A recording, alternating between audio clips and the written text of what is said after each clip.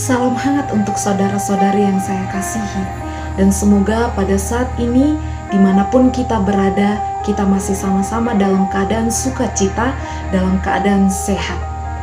Nah teman-teman, untuk kesempatan kali ini, saya mau mengajak kita sekalian untuk mengenal siapakah sosok yang saya kagumi, baik itu karena kebaikannya, baik itu karena kebesarannya, baik itu karena kasihnya, bahkan karena pengorbanannya. Nah, di sini saya akan mengenalkan dia dalam 5 huruf.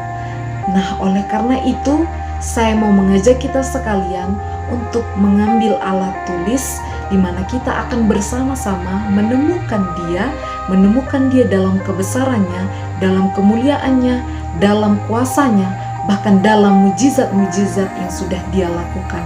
Demikian tayangannya.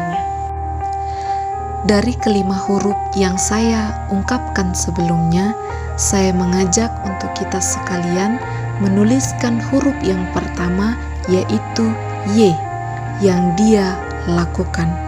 Yang pertama, menyembuhkan. Dia adalah seorang penuh kuasa yang bisa melakukan apa yang tidak bisa dilakukan oleh manusia. Dalam sejarah perjalanannya mencatat bahwa dia sudah menyembuhkan banyak orang, baik orang perwira, bahkan sampai prajurit sekalipun. Dan banyak juga dalam kisah perjalanannya yang sangat mempercayai dia oleh karena kuasanya memperoleh kesembuhan yang daripada dia. Yang kedua, memberikan pengajaran mengenai hal bersedekah. Mungkin kita saat ini sudah atau belum mempunyai agama. Namun, dalam pengajaran yang dia sampaikan merupakan suatu refleksi atas apa yang kita percayai. Dia berkata, "Ingatlah, jangan kamu melakukan kewajiban agamamu di hadapan orang supaya dilihat mereka." Agama memperkenalkan kita dengan hal yang baik ini, yaitu bersedekah. Kemudian dia juga mengingatkan kita bahwa lakukanlah semuanya itu karena kita masih sadar bahwa apa yang kita punya saat ini adalah pemberian. Dan oleh karena itu bersedekah adalah baik, tetapi bukan untuk memamerkan apa yang kita punya.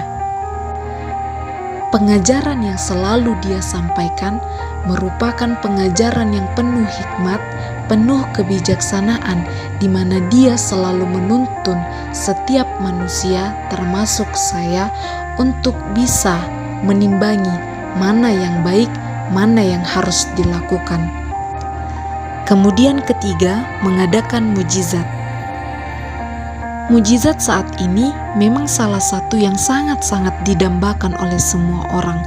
Mungkin salah satu dari antara kita yang saat ini sudah 10 tahun mengalami sakit ataupun yang mengalami kemelut kehidupan dalam keadaan yang sangat-sangat menakutkan, mungkin saat ini kita sangat membutuhkan yang namanya mujizat. Namun dia yang saya maksud adalah sumber mujizat itu sendiri, di mana ketika dalam perjalanan untuk mengajar, dia didatangi oleh seorang perempuan dengan keadaan sakit, yaitu pendarahan selama 12 tahun. Dan dia melakukan mujizat itu, bahkan dia menyembuhkan penyakit seorang perempuan itu. Setelah huruf Y, tuliskanlah kembali huruf E, eksistensi dia di dunia ini. Dia yang saya ceritakan dalam tayangan kali ini memang sudah melakukan pekerjaan-pekerjaan yang hebat sejak beberapa ribu tahun yang lalu. Namun, apa yang dia ajarkan dan apa yang dia lakukan masih melekat oleh para pengikutnya. Karena setiap pengajaran yang dia sampaikan, yang dia lakukan menjadi panutan bagi pengikutnya. Bahkan mungkin kita adalah salah satu yang pernah merasakan salah satu kebaikan dari seseorang yang merupakan pengikut daripada dia.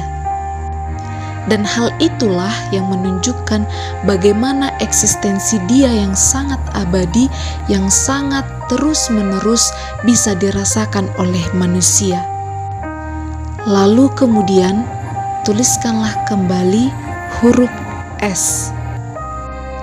Siapakah yang bisa menerima kebaikannya? Menarik untuk diceritakan bahwa Dia yang dimaksud adalah seorang penyalur kebaikan untuk semua orang tanpa memberikan suatu batasan.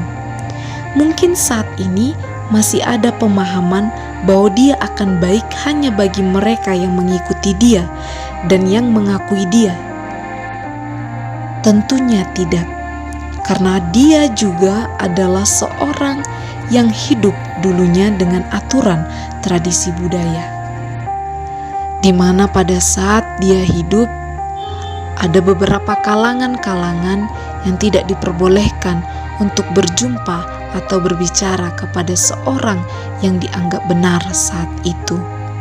Namun Dia dalam pelayanannya tetap memberikan kesembuhan, bahkan kebaikan kepada seluruh orang pada saat itu.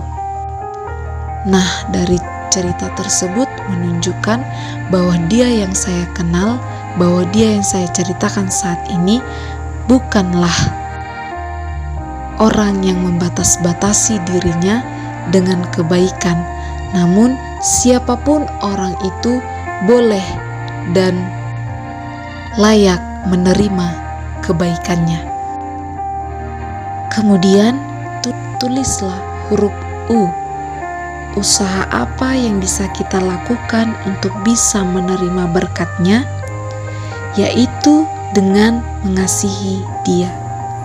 Kata mengasihi berarti menunjukkan bahwa kita sudah menerima Dia di dalam kehidupan kita saat ini, bahkan sampai kita mati sekalipun, kita menunjukkan bahwa kita mengasihi Dia dengan menuruti perintah-Nya.